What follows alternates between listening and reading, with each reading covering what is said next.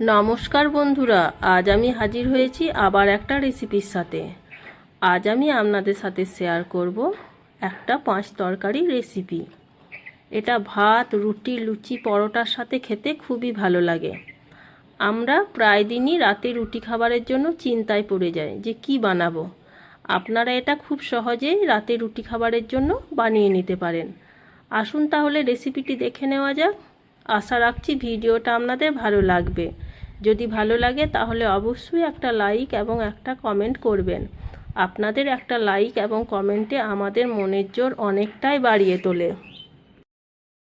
আমি ওভেনে একটা কড়াই বসিয়ে দিয়েছি। এর মধ্যে 3টে তেজপাতা, একটা শুকনো লঙ্কা, হাফ চামচ 5 ফোড়ন ও হাফ চামচের সামান্য বেশি গোটা জিরে দিয়ে দিলাম। এবার এটা নাড়াচাড়া করে ভেজে নেব। এটা ভাজা হয়ে গেছে। এবার এটা আমি নামিয়ে ঠান্ডা করে গুঁড়ো করে নেব।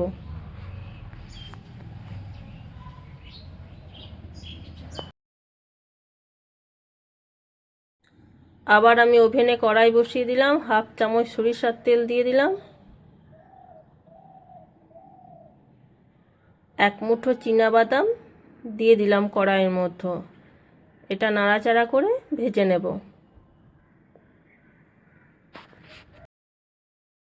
বাদামগুলো ভাজা হয়ে গেছে। এবার আমি তুলে রেখে দেব কড়াই থেকে। যে অবশিষ্ট তেলটা ছিল ওই তেলের মধ্যে আমি আবার কেটে রাখা কিছুটা পরিমাণ ফুলকপি দিয়ে দিলাম। ফুলকপিগুলো কিছুক্ষণ নাড়াচাড়া করে ভেজে নেব।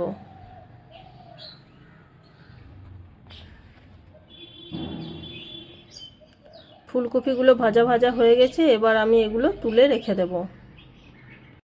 ওই কড়াইয়ে আমি আরও 1 চামচ সরিষার তেল দিয়ে দিলাম। তেলটা গরম হয়ে গেছে। এবার আমি ওই তেলের মধ্যে কিছুটা পরিমাণ আলু কেটে রেখেছিলাম, ওটা আমি দিয়ে দিলাম। আলুটা আমি 1.5 থেকে 2 মিনিট মতো নাড়াচাড়া করে ভেজে নেব।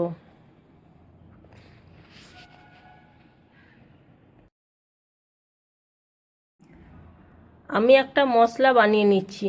2টো টমেটো, 10 পিস কাজু, 1 ইঞ্চি আদা ও 2টো কাঁচা লঙ্কা পেস্ট করে নেব। আলুটা ভাজা হয়ে গেছে। এবার কিছুটা পরিমাণ বিনস কেটে রেখেছিলাম, এটা দিয়ে দিলাম। বিনসটা দেওয়ার পরও আমি 1.5 থেকে 2 মিনিট মতো নাড়াচাড়া করে নেব আলুর সাথে।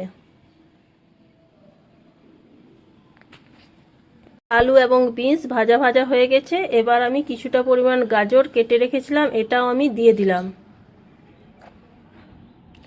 এটা দিয়েও আমি সমস্ত সবজি আবার 1.5 থেকে 2 মিনিট মতো নাড়াচাড়া করে নেব।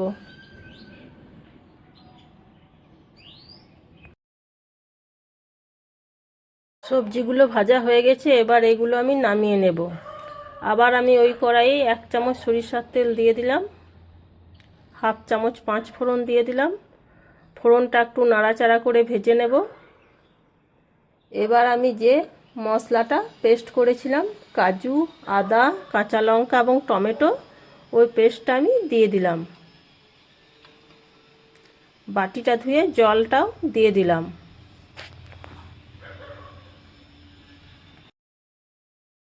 এবার আমি এর মধ্যে পরিমাণ মতো হলুদ ও হাফ চামচ কাশ্মীরি লাল লঙ্কা গুঁড়ো দিয়ে দিলাম এবং মিডিয়াম ফ্লেমে মশলাটা আমি কয়েক মিনিট ধরে খুব ভালোভাবে কষিয়ে নেব।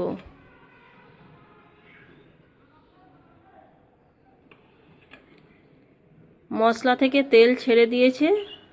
খুব ভালোভাবে একবার নাড়াচাড়া করে নিলাম। এবার আমি কিছুটা পরিমাণ জল দিয়ে দিলাম। এভাবে আমি 2 থেকে 3 বার জল দিয়ে দিয়ে মশলাটা কষিয়ে নিয়েছিলাম। যে কোনো রান্নাতেই মশলা যত কষাবেন তত রান্না টেস্টটা বেড়ে যায়। আবার আমি এটা কিছুক্ষণ নাড়াচাড়া করে কষিয়ে নিচ্ছি। এবার আমি 1 মুঠো কড়াইশুঁটি ছাড়িয়ে রেখেছিলাম, এটা আমি দিয়ে দিলাম। 1.5 থেকে 2 মিনিট মতো মশলার সাথে মটরশুঁটিটা আমি নাড়াচাড়া করে নিলাম। এবার ভেজে রাখা ফুলকপি এবং আরও যে সবজিগুলো ভেজে রেখেছিলাম ওগুলো দিয়ে দিলাম। এবার আমি এর মধ্যে স্বাদ মতো লবণ দিয়ে দিলাম। এবং মশলার সাথে সবজিগুলো 2 থেকে আড়াই মিনিট মতো নাড়াচাড়া করে নেব।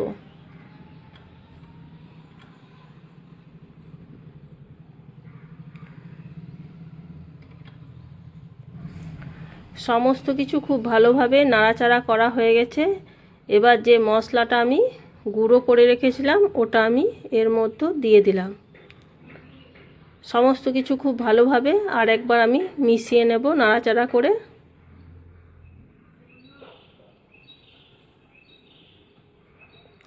এবার আমি এর মধ্যে কিছুটা পরিমাণ গরম জল দিয়ে দিলাম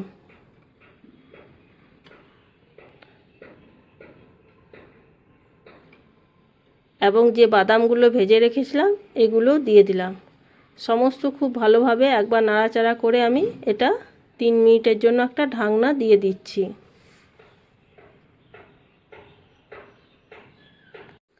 আমি আবার 3 মিনিট পর ফিরে এলাম।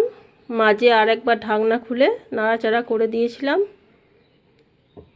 এবার চেক করে দেখে নেব সমস্ত কিছু সেদ্ধ হয়েছে নাকি। সমস্ত কিছু খুব ভালোভাবে সেদ্ধ হয়ে গেছে। এবার কিছুটা পরিমাণ পনির আমি ভেজে রেখেছিলাম এগুলো দিয়ে দিলাম। এবার ঢাকনাটা খুলে আমি 2 মিনিট মতো আমি এই পনিরটা দিয়ে ফুটিয়ে নেব।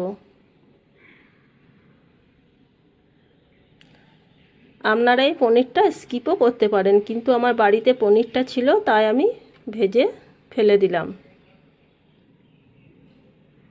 2 মিনিট পর আমি হাফ চামচ ঘি দিয়ে দিলাম এবং কিছুটা পরিমাণ ধনেপাতা দিয়ে দিলাম।